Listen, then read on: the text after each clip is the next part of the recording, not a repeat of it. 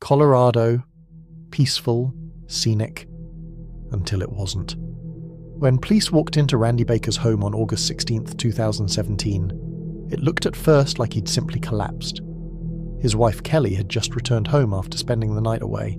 She walked in through the garage, and there he was, face down, motionless, a bag of food beside him. She called 911, panicked, waiting outside as officers arrived. 911, what is your name? Kelly Baker. Okay, tell me exactly what happened. I just got home and I opened the door and my husband's dead on the floor. Do you think he is beyond any help? I don't know. I can't do it. I can't look. Please, careful. Please, careful. But what looked like a medical emergency would soon unravel into one of the strangest and coldest family betrayals Colorado had ever seen. Randy Baker was a local through and through. He'd had a rough run early in life, deep into drugs, mixed with dangerous people, the kind who could get you killed for looking at them wrong. But somehow, he'd made it through. Jail time scared him straight. He turned everything around, even went back to school to help others struggling with addiction. At 59, he was proud of what he'd built. A career as a counsellor, a second marriage to his hairdresser Kelly, and a rekindled bond with his daughter from his first marriage, Betty.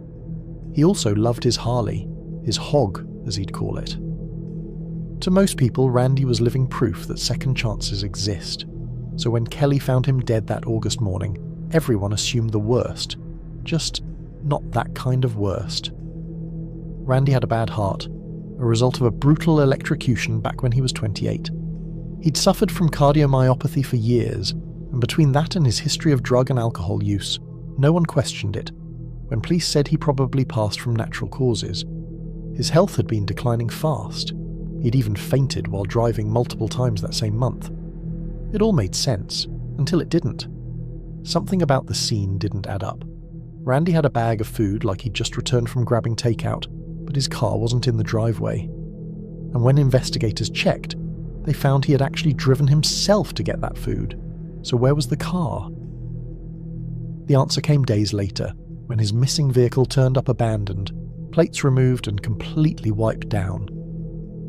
But the real shock came much earlier, when the coroner examined Randy's body and found not one, but 2 bullets lodged in his head. Randy Baker hadn't collapsed. He'd been executed. With that, the case flipped upside down. The focus turned to who might have wanted Randy dead. His wife Kelly and his sister Carol were both obvious starting points. The 2 women were close, almost weirdly so. Carol had even introduced Kelly to Randy years before they married. But there was a dark history too.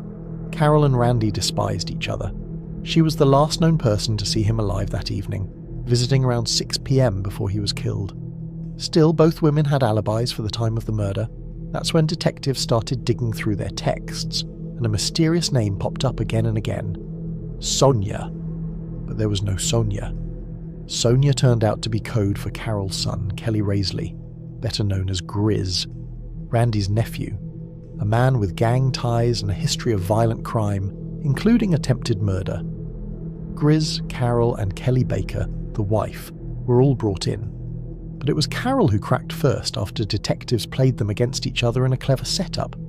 Kelly had tried to frame a random local drug dealer by positively identifying his mugshot. Do you identify something in there? Yes. Okay. There's a number above each one of the images. If you could circle the corresponding image over here.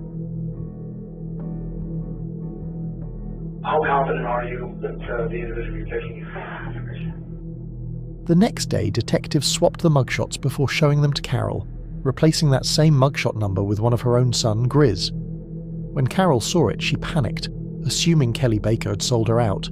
She broke down and confessed. Nobody was there. Just Kelly. Had to be just Kelly. Why did she feel she had to murder Randy Baker? What did she say? She said he'd never leave her alone. I can't live like this anymore. That was the plan. Kelly Raisley was going to shoot and kill her. Is that correct? Or some other way. Okay. I think I need an attorney. You do? Okay. Well, you're under arrest for first-degree murder and conspiracy to first-degree murder. Carol told them Kelly Baker had wanted Randy dead. He was sick, she said. He'll never leave me alone. Kelly was tired of waiting for him to die. Together, the two women brought in Grizz to finish the job, promising him Randy's Harley and $10,000 as payment. 5 days after the murder, the pieces came together. Grizz had been inside the house with Carol earlier that evening. She left and he stayed behind, waiting. When Randy walked in through the garage, holding that bag of food, Grizz shot him twice in the head. He took Randy's wallet, keys and car, then passed the car to his mother, Carol. In court, Grizz later claimed he'd been manipulated by both women, told lies about Randy being abusive. But his own confession, written out by hand to purge his conscience, made it clear he knew what he was doing. The man he once admired had become his victim, and it didn't stop there. Investigators discovered that the trio had actually been trying to kill Randy for months. They'd been secretly spiking his morning smoothies with his own medication, hoping he'd overdose or crash his car so that the death would look natural. When that didn't work fast enough, they planned something more permanent. It all came down to greed. You approached ultimately and talked about what you get paid for doing this. So you'll give you $10,000. Okay. And the motorcycle. Kelly Baker had told police the life insurance payout was about $10,000. In reality, Randy had multiple policies worth hundreds of thousands. That, plus his house and his Harley, was motive enough for all three. Not released because if Randy didn't go to prison, then he was to narcotics. I believe that's not right. Like life insurance policies or anything like that? Yes. Grizz and Carol both took plea deals.